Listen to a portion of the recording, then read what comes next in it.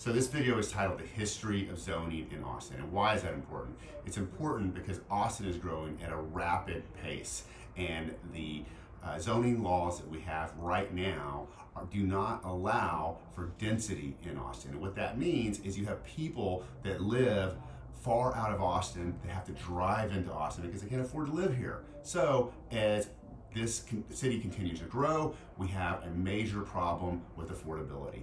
I've done interviews with Chris Affanito as well as Austin Stowell, and I've got a few more interviews coming up that will give you the pros and cons of what the city has and has not done. I'll give you a little teaser right now. It's mostly cons. So check it out. This is our video about the history of zoning. Like and subscribe because we're going to have a longer video that puts all this together so you know everything about why the city's inefficiency to get laws passed and get zoning regulations changed has impacted the affordability and the growth of our city. Zoning regulations that limit density or restrict the types of housing have been a part of Austin's zoning history for many decades. Here's a brief history of some of the key zoning regulations that have impacted the development of housing in the city. Although Austin was established in 1859, true zoning laws weren't established until the advent of Euclidean zoning in 1926 and accumulated in the 1928 city plan. The 1928 city plan was the first comprehensive plan for the city of Austin and included zoning regulations that separated residential, commercial, and industrial uses. It also established minimum lot size for residential development in different areas of the city.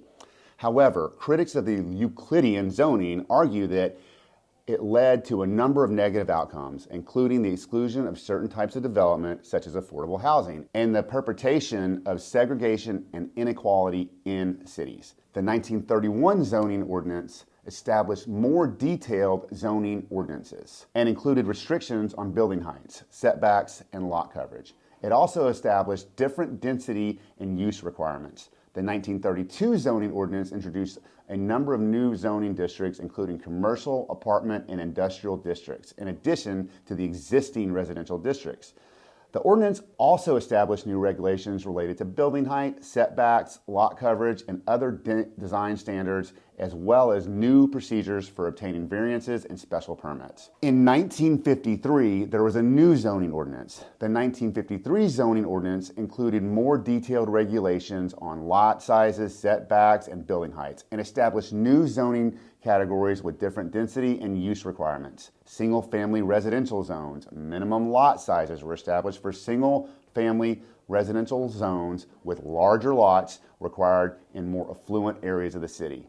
In some zones, minimum lot size ranged from 5,000 to 10,000 square feet. Multifamily residential zones were then created by creating new zoning categories, and they were for multifamily and residential uses with different density requirements for each category. For example, in some multifamily zones, a minimum of 1,800 square foot per dwelling unit was required.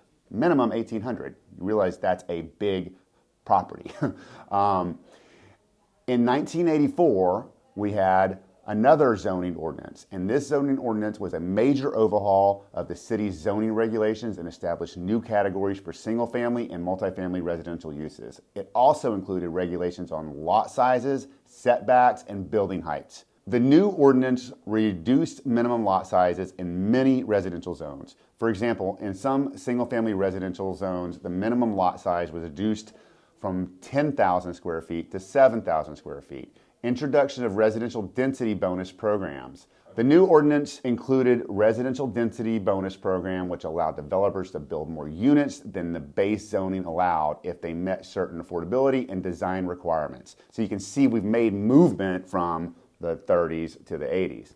While in 1984, the zoning ordinance in Austin, Texas was intended to encourage greater affordability and mixed-use development, it did not succeed in creating affordable housing for a number of reasons.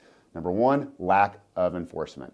The ordinance did not include strong mechanisms for enforcing affordability requirements, which allowed developers to take advantage of the density bonus program without actually providing affordable units. We see that still to this day. limited impact of density programs. While the density bonus program was intended to create more affordable housing, it had a limited impact due to the high cost of construction and land prices in Austin. Zoning barriers. The zoning ordinance did not address some of the underlying zoning barriers to affordable housing, such as minimum lot sizes and restrictive zoning in affluent neighborhoods. The availability of public subsidies for affordable housing was limited during this time, which made it more difficult for developers to create affordable units without significant financial support. So now we get to the current situation, neighborhood plans. Beginning in the 1990s, the City of Austin began a neighborhood planning process that gave residents more input into zoning decisions in their communities.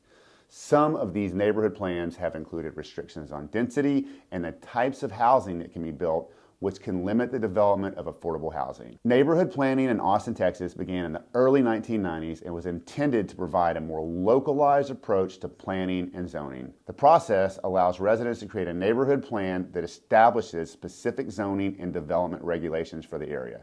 Neighborhood plans have often been criticized for limiting density and affordable housing options. Many neighborhood plans in Austin have included provisions that restrict the types of housing that can be built, including minimum lot sizes and building height restrictions. These restrictions have made it difficult to build higher density affordable housing in many areas. Furthermore, neighborhood plans in Austin have been subject to political pressure from affluent neighborhoods that want to maintain exclusive zoning and development patterns. This has made it difficult to create more diverse affordable housing options in many parts of the city. So, when you have the soldiers that are commanding the army, that might not be the best use of government.